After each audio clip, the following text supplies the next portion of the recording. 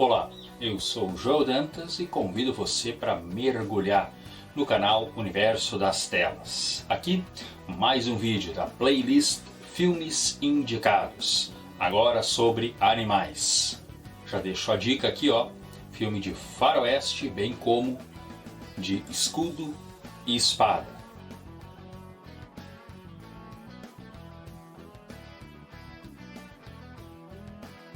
O meu livro, Zorganvoldr, A Redenção, que está lá no site da Chiado.com. Também adianto a vocês que eu tenho mais livros lá no Clube de Autores. Infelizmente, eu acabei assistindo, Cavalo de Batalha, bem como Mar de Fogo. Eu queria incluir mais filmes envolvendo cavalos, mas acabei dando literalmente os cavalos na água. Os dois filmes, apesar de terem trailers incríveis, acabam se perdendo aí no cinema com pipoca ou em subtramas nada a ver. Apesar de ter os seus momentos, eu acabei não gostando de nenhum deles. Mas tenho que elogiar o grande animatronic feito para o filme Cavalo de Batalha, no momento em que o animal estaria preso na lama, bem como nos arames. Foi um excelente trabalho. E o seu Viggo Mortensen, acabando de sair aí do Senhor dos Anéis, lá no seu Mar de Fogo, além de ter que enfrentar muitas subtramas nada a ver, para mim aquela pinta ali de faroeste empoeirado no meio daqueles shakes não tem absolutamente nada a ver. E também já adianto, eu vou deixar o vídeo Os Pássaros de Alfred Hitchcock de 1963 em um vídeo especial. Iniciando aqui pelos filmes mais antigos, para depois chegar aos filmes mais atuais.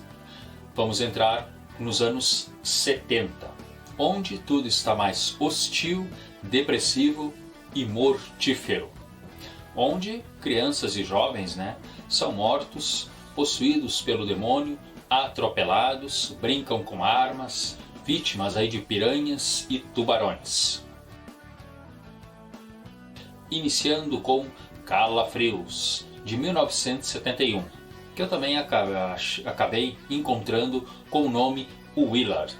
Rendeu 9 milhões de dólares, uma bilheteria de respeito, e tratando-se aí de um filme em que um jovem de boa aparência, de família, pode ser classe média estável, e enfrenta agora uma marcha ré tremenda na sua vida. Não somente pode perder a casa, está trabalhando para o ex-sócio do seu pai, que agora é o dono da empresa e destrata ele toda hora, como ainda tem que enfrentar a sua mãe, que está simplesmente definhando.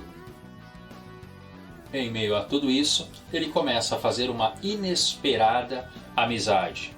Em meio à sua solidão e o desespero que já começa a correr a sua alma, um ratinho branco, que ele chama de Sócrates, e um ratinho pequeno, preto, que ele chama de Kay. Começa a chamar os dois para o recanto da sua cama e conversar com os mesmos. Mas a família de ratos vai aumentando e começa a utilizar os mesmos para atacar os seus colegas de trabalho e, posso dizer, aquele pessoal que ele não gosta muito.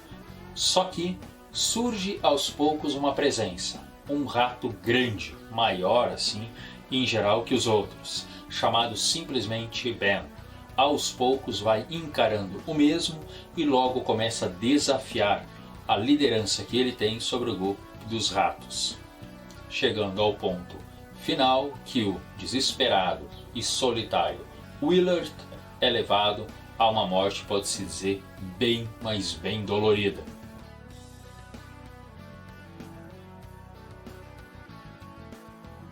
Willard teve um remake em 2003. E é bom deixar bem frisado aí, que esse filme aqui foi retirado de um livro, The Ratman's Notebook, o Diário do Homem-Rato. Cerca de um ano depois do lançamento do filme, o livro passou também a se chamar Willard. Tem vários pontos muito idênticos e bem fiel ao filme, porém outros são um pouco mais gritantes. Como por exemplo, Um diário é encontrado por alguém, esse diário não tem nome e essa pessoa vai lendo esta história. Como eu já disse, né, são cerca de 200, foram criados, né, dentro, né, de uma situação controlada a fim de não passar doenças. 1972, Ben, o rato assassino. O grande rato preto prossegue a história. Ele acaba fazendo a frente aí dessa sequência aqui. Que aliás, temos aqui, né, cerca de 4.000 ratos desta vez. Havia uma terceira parte planejada, que teria 10.000, só que nunca acabou sendo feita. Apesar do filme Ben também ter uma considerável bilheteria.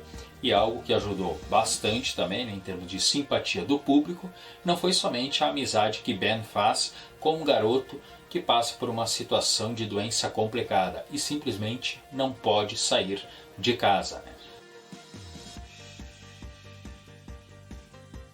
Foi a música feita pelo então garoto Michael Jackson, simplesmente de nome Ben. Contribuiu bastante assim para todos verem os ratos de forma mais amena.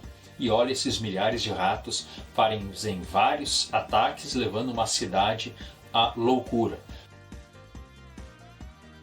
E também é bom deixar bem claro, né, que há todo um aparato, dessa vez das autoridades, para combater os milhares de ratos, né? Centenas de animatronics são feitos e funcionando muito bem. E Ben, no final, termina machucado, mas nos braços do seu garotinho amigo, que promete trazer ele de volta. A câmera fecha no olhar de novo de Ben e, pelo incrível que pareça, na minha opinião, se eles estavam pensando usar o garoto e a música do Michael Jackson para trazer sentimento para esse rato, conseguiram. Mas, como eu já falei, a terceira sequência, apesar da boa bilheteria, nunca saiu do papel. 1976, A Revolta dos Cães. Trabalho injustamente esquecido. Uma universidade e arredores, cães de todas as raças simplesmente abandonam os seus lares. Formam aí pequenos grupos e começam a matar pessoas sem dó e nem piedade. Aos poucos a universidade acaba se tornando, né, um local mais seguro, mas que de nada adianta. Os ataques, pode-se dizer, são bem realistas.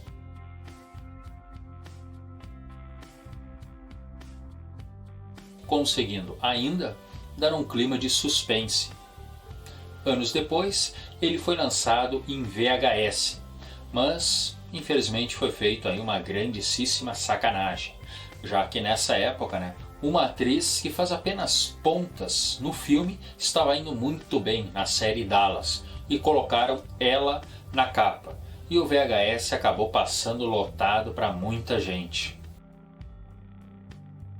Grizzly, a fera assassina.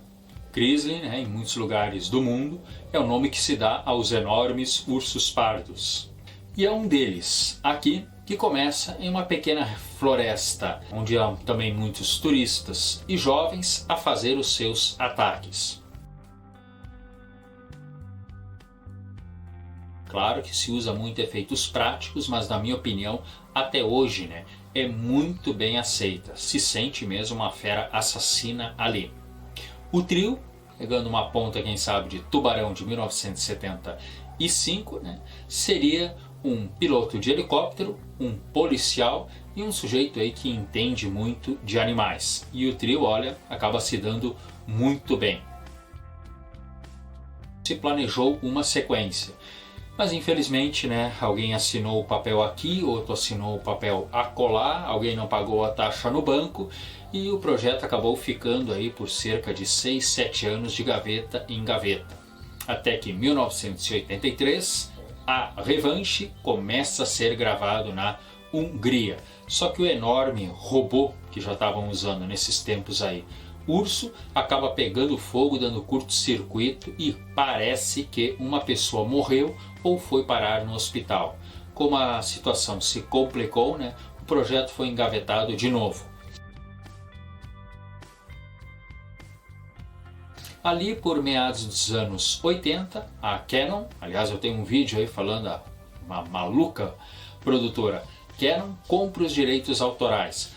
Mas isso não quer dizer que a coisa vai sair logo. Somente em 2019 é que o filme finalmente foi editado, né?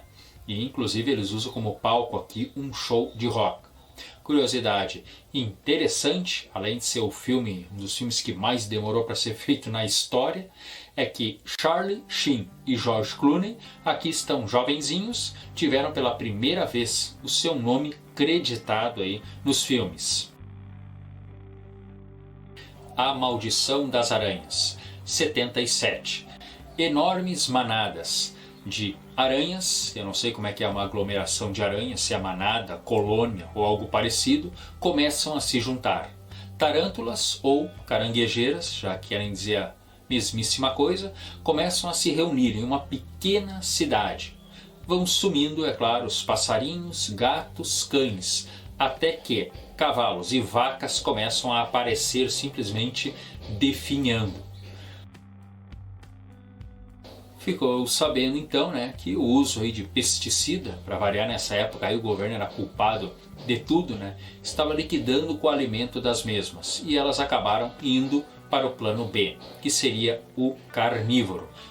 As aranhas, que são todas reais, foram deixadas boa parte de tempo com fome e depois utilizado aroma de comida a fim de fazer elas irem de um lugar para o outro.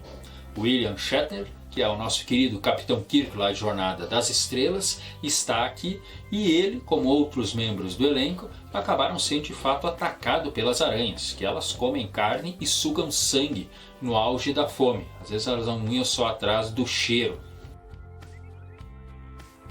E há uma cena desgraçada aqui, né? Que uma criança está de balanço e eles devem ter colocado um odor de comida embaixo do balanço. E dezenas de aranhas se aglomeram, uma batendo nas outras, tirando centímetros do pé da menina, que vai e volta. É anos 70, gente. As crianças aqui começavam a ser banquete desse tipo de desgraça. O final é a cara dos anos 70. Orca, a Baleia Assassina, 1978. O ótimo produtor Dino De Laurentiis, né? Falo a vocês aí o nome dele para vocês procurar os filmes dele. Geralmente os filmes dele são muito bons. Ele já tinha dado um sentimento, né? 2 anos antes, com o filme King Kong, né? O Dino inclusive falou, né? Comigo, os animais são legais. Por mais que eles matem ou destruam, as pessoas vão ficar amiga deles. Esse barco, especializado em pesca de peixes pequenos, tem um capitão, feito aí pelo ótimo ator Richard Harris. Mas a ideia dele agora é buscar aposentadoria. E quer porque quer sim, caçar uma orca. E esse ataque que ela vai fazendo, matando um por um da equipe. Inclusive, a cena em que a fêmea é pega, para mim, olha, é de novo a cara dos anos 80. Prepare o seu coração. O ótimo compositor Morricone faz, é claro, uma trilha sonora muito sentimental. Um pianinho de tocar a alma de qualquer um. É representada por bonecos, um animatronic e orcas reais. Inclusive muitas das cenas são feitas em piscinas, né, onde elas são criadas. E olha, são para lá de convincentes. Esse vídeo aqui de indicação de filmes de animais vai terminando por aqui. Obrigado por chegar até aqui. Inscreva-se, entre para a família, dê o OK e até o próximo.